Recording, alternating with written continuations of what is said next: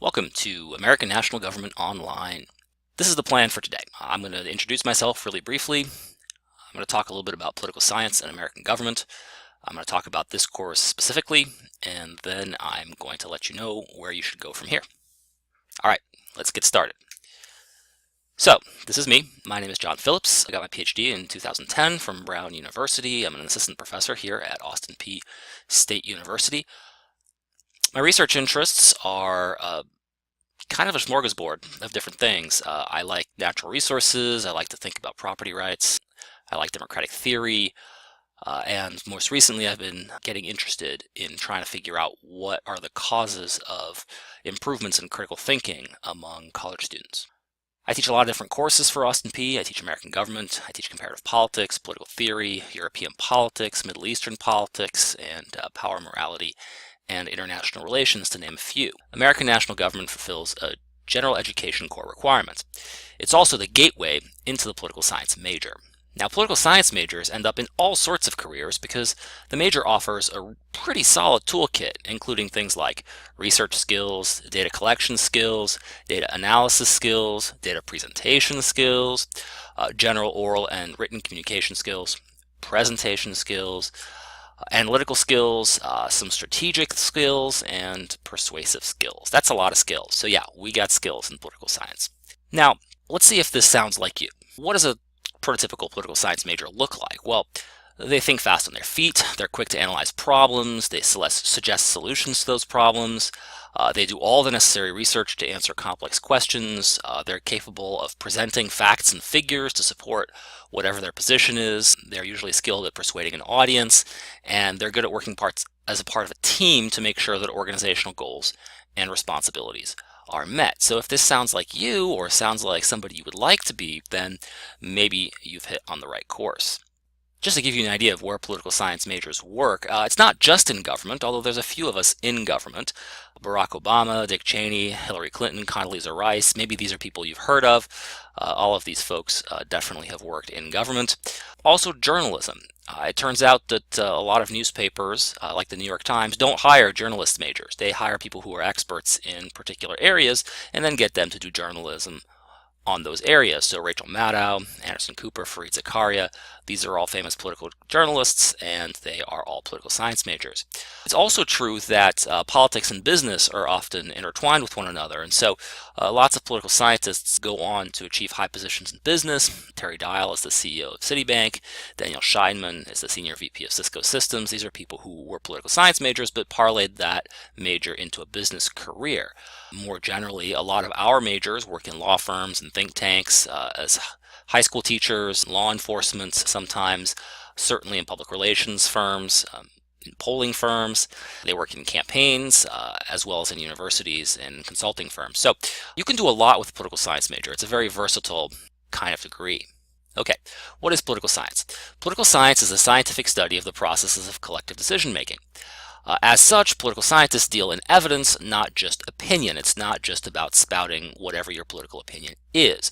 Political scientists certainly disagree, but when we disagree, it's about the evidence. And unlike disagreements about values or moral disagreements, there's often more research that we can do to settle our disagreements. So you might think of disagreements as two kinds of disagreements. Disagreements about values, which are really hard to reconcile and settle, and disagreements about the facts, where we just go look for more evidence, and the evidence is observable by anyone, and so is much less subject to dispute. Now, we study political science for the same reasons we study anything else. Knowledge of how politics works can help us do for our social world what knowledge of chemistry, biology, and physics has helped us do with the physical world. Let me talk a little bit about this class. This class is a survey class.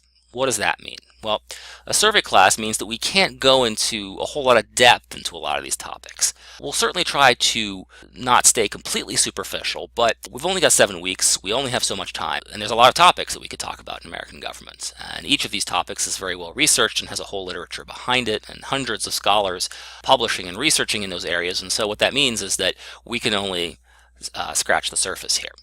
But I'm going to teach this class such that by the end of it, you should be able to answer some really basic questions about how our political system works. But if you want to know more and you want to know the whole story, you're going to have to take some more classes. This class is typical in some ways of other American national government classes and atypical in some other ways. So here are some ways in which the class is pretty typical. We're going to talk about a lot of the same things that other political science classes talk about. We're going to talk about the Constitution, we're going to talk about the presidency, we're going to talk about the judiciary, federalism, campaigns and elections, interest groups, political parties, civil rights and civil liberties, and perhaps a few more things besides. Just like other classes, at least online classes, you're going to have readings, you're going to have videos to watch, and perhaps some slides to help you assimilate all of that material. You're also going to have some quizzes and some discussions and a final exam that will help me evaluate how well you've learned all of this material. All of this should be pretty standard. On the other hand, there are some ways in which the class is also not typical. For one, the way the class is graded is through something called specifications grading. This is something that's been gaining a foothold in academia over the last couple years, and I think you'll see more of it if you're in school for a few more years. But in specifications grading, your grade isn't so much based on your average performance as the number of times that you're capable of producing proficient performance. And in this class, I've defined that as an 80% command of the material. So if you display 80% command of the material enough times, I will give you an A in the class.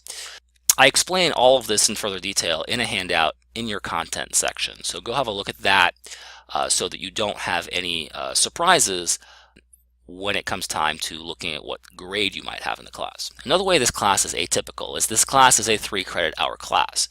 Now that's typical at Austin Peay, but that's not always typical around the country. Your book and most political science textbooks are designed for 4-credit hour classes. That means that I can't assign you every chapter in our book because the book is designed for a much longer class. I've decided to cut some material from the book, which we won't talk about this semester. So we won't talk much about the media, about public opinion. We're going to mash together civil rights and civil liberties into one unit. And I made these decisions not because these things aren't important, but because I think it's likely that you can get a lot of this material from other classes in the curriculum if you choose to, and so it's not crucial that I be the one to present them to you. Another way this class is not typical is that this class is a 7-week class. It's accelerated from the usual 16 weeks. That means that you are responsible for twice the material per week as you would in a regular online class. That means, for example, that you'll be doing 2 quizzes per week and quite a lot of reading. I'm not going to cut corners just because this class is accelerated. What that means, though, is that things can get really out of control really fast if you fall behind in the course. So my advice is to try to stay on top of things. Now, I've built some slack into the course. You can retake quizzes, for example, as many times as you like, or nearly so. But I do recommend that you check into the course at least every 48 hours, if not every day. If you do that, I think you'll see a lot more smooth sailing.